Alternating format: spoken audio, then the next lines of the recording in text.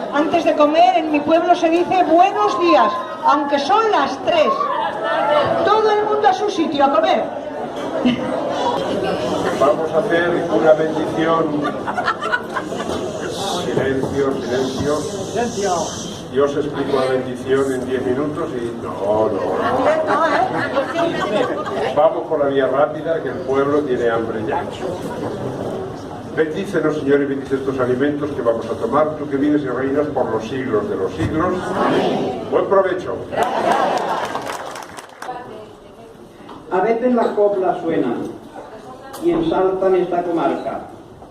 Como pájaros que vuelan, son viajeras de garganta. Formando un gran territorio, más de 30 pueblos son. Tú, viajero transitorio, serás por ellos su voz. 5 villas, su comarca, y es reina de Zaragoza. Sus pueblos son bella estampa como del rosal la rosa.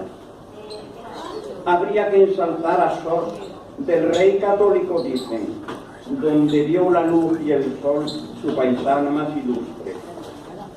Siglo XV, tiempo en guerra con el reino de Navarra, Juana Enríquez lo pariera para gloria de esta tierra.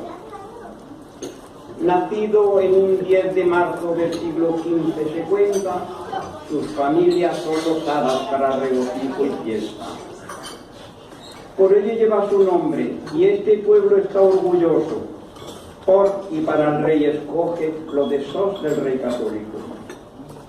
Es su peña feliciana donde se asienta el castillo, villa de origen abajo, arriba asiento judío.